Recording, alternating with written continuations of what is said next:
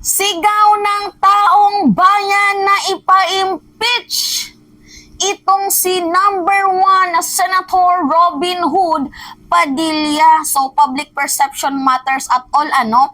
So, ganito kasi yun, guys. Alam nyo naman, itong pinanggagagawang kabubuhan ba ni number 1 Senator Robin Hood Padilla, hindi na nga siya nakikitaan ng kahit katiting na katalinuhan, abay nag-aambag pa ng problema dito sa ating lipunan.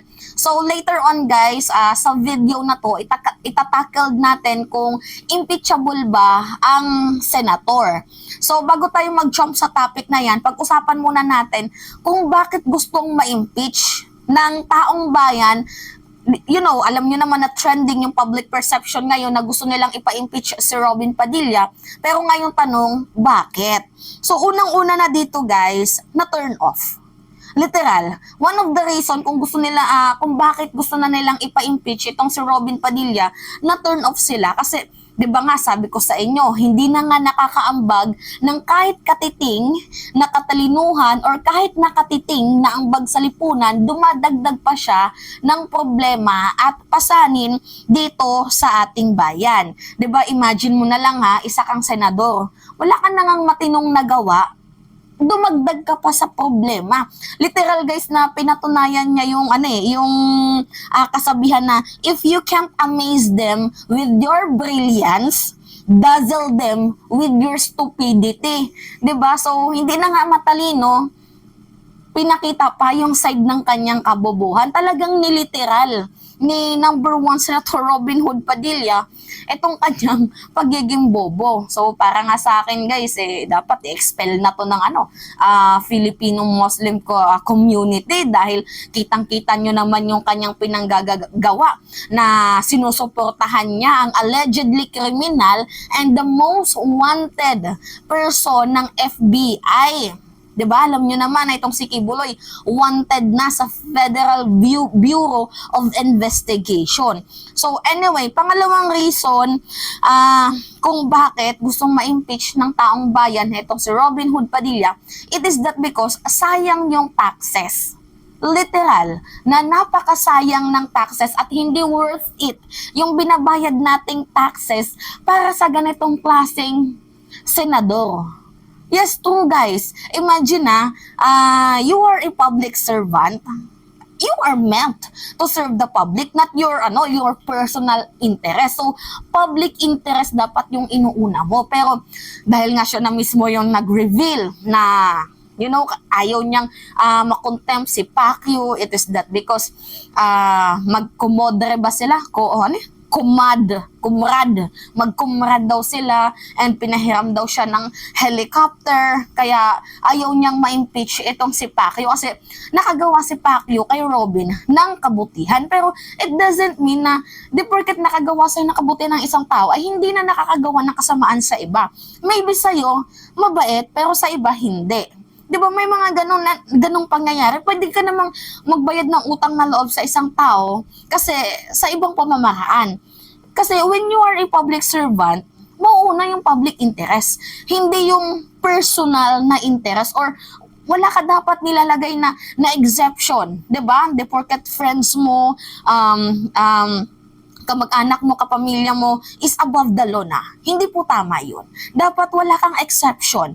Mahirap man, nasa pinaka-lowest point of the earth man itong taong to, dapat sana be balanced and be fair. So, try to understand and namnamin mo naman sana yung mga sinisigaw ng allegedly victim ukol dito kay Pacquiao. And wala naman atang masama if ipakontempt itong si Pacquiao kasi hindi naman po siya huhulin, i-detain lang hanggang sa magkaroon ulit ng hearing para umattend siya nang sa gayon masagot niya ang mga di umano'y akusasyon sa kanya.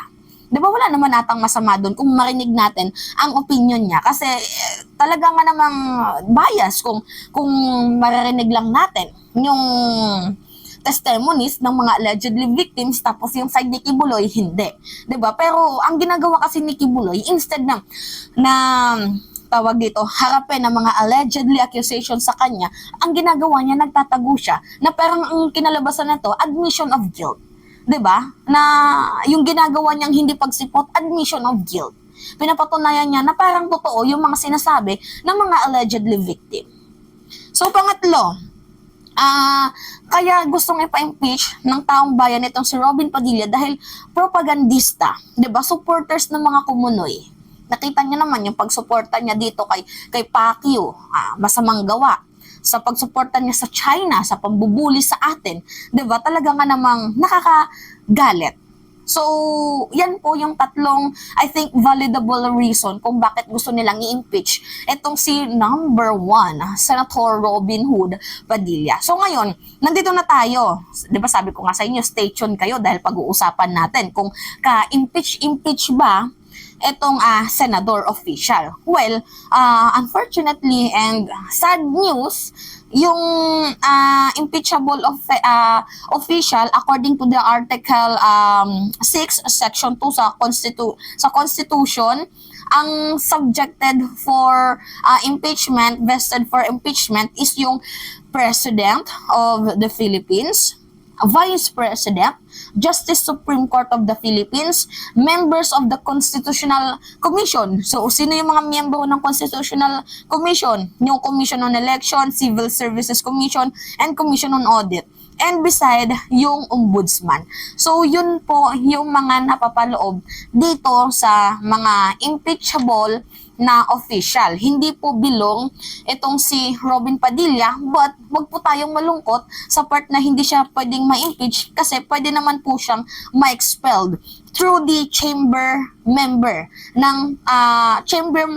makalap ng 2/3 vote. Pero sadly again, kasi I didn't think so kung gagawin yon ng chamber member na ipa-expelled itong si Robin Hood Padilla. But wag tayong maging sad again kasi public perceptions matter at all. So, sinira niya na mismo yung image niya sa mamamayang Pilipino. And I think the Filipino Muslim communities calling the attention of Filipino Muslim communities na itong si Robin Padilla, kitang-kita nyo naman yung kanyang ginagawa.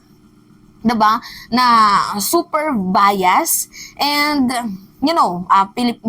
kung yung maliliit nga na tao hindi niya kayang suportahan, yung iba pa kaya, 'di ba? So, yung kanyang interest is personal.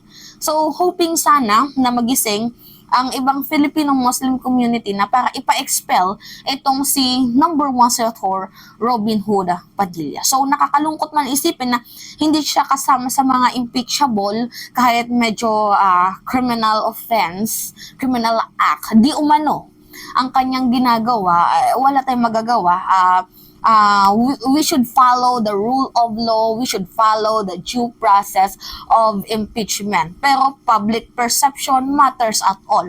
So kahit man hindi belong ang senator dito sa mga impeachable official, at least public perception matters at all. Sinira niya na yung image niya. Siya na mismo yung sumira. And I don't think so kung mananalo pa to in the next election. Pero may possibility pa din. Kasi ang hindi naman kasi lahat ng, especially yung mga matatanda na masyadong hindi invested sa social media. Kasi kami mga kabataan, aware na kami. Hindi naman lahat, pero mostly sa amin, aware na kami. Hindi ko lang din sure kasi mostly din ng mga kaedad ko masyado silang invested doon sa TikTok, sa puro pagpapaganda. Kasi ako lang, hindi ko naman sa sinasabing ako lang, pero kakaunti lang ata yung mga katulad kong mahilig sa politika. But I am here na magiging inspiration ng mga kabataan. Nandito ako para imulat din yung mata ng mga kabataan na magising na tayo sa maaga pa na edad, magising tayo sa buhay politika kasi politics matter at all. So everything is politics. Pagkalabas mo, politika agad yan. 'Di ba? Yung dadaanan mo, bakit lubak-lubak yung daanan? Politics din yan. So lahat ay nakabase sa politika. So ako, as a younger generation, Gen Z generation, ini-encourage ko yung mga kaedad ko. Kasi ako 21 years old pa lang ako, guys, turning 22. So 'Diba? In-encourage ko yung mga kapwa ko bata na maging ma-invest sa usaping politika na magtataka kayo na bakit ganito? Bakit yung sa ayuda? Bakit kulang yung budget? Bakit wala tayong mga books, mga ganyan? So, everything is politics. So, kaya nga ako, hinihimo ko na yung mga kabataan na makinig sa usaping politika kasi parte tayo ng nasyon na to. Anyway, yun na nga guys, I don't think so kung makakakuha pa ng malaking boto itong si Robin Padilla, but cross our fingers na hoping na matapos ang kanyang termino, madami na akong namulat na kabataan na itong si Robin Padilla, may panahon pa naman, Robin, para magbago ka. Meron pang panahon para itama yung pagkakamali. Madami pang pagkakataon, mahaba pa. Pwede mo pang linisin ang sarili mo, but hindi namin kayang i-forget, hindi namin pwedeng makalimutan itong ginawa mong katarantaduhan. I don't think so kung magbabago si Robin Padilla, but ito lang yung sa akin guys. Sana, sa mga older people na masyadong hindi vested sa politics, sana kayo na may mga alam, hikayatin nyo sila. Kahit hindi man sila nanonood ng news, hindi man sila nanonood ng cellphone, explain nyo na ganito yung nangyayari. So, kailangan natin ng malaki-laking voices dito kasi mahaba-haba pa yung labanan na tatalakayin natin na ating lalabanan para dito sa pagpapaganda ng ating bayan. Mahaba-haba pa guys. So, magtulungan sana tayo. And now, yun na nga, as we tackled this topic na about sa impeachment, hindi po ka-impeach ang senator. Dahil ang impeachable official lang po ay yung president, Vice President, Supreme Court of the Philippines, Constitutional Commission, and the Ombudsman. So, napapaloob sa Constitutional Commission yung Commission on Elections, Civil Commission, and Commission on Audit. So, yun lang po yung mga impeachable official. Hindi po kasama dito ang senator. But, pwede po ma-expelled itong senator na to na si Robin Hood Padilla through two-third vote ng chamber member. And through the message, through the people voices of our fellow brother, sister, Filipino Muslim. Pwede nilang expel ito kasi masyadong di umano criminal act, criminal offense, di umano itong ginagawa ni Robin Padilla na pagsuporta sa allegedly criminal and wanted person ng Federal Bureau of Investigation. So, red flag. Sa madaling sabi, itong si number 1 Senator Robin Hood Padilla. Thank you sa inyong mga pa-trending. At least, yung trending na to, naririnig to ng taong bayan. So, sabi nga nila, ang balita ay may pakpak. So, yun lang po guys. At it's me again. Napagod ako. Si Mima Alicia at nagbabalik ulit para sa ating panibagong video.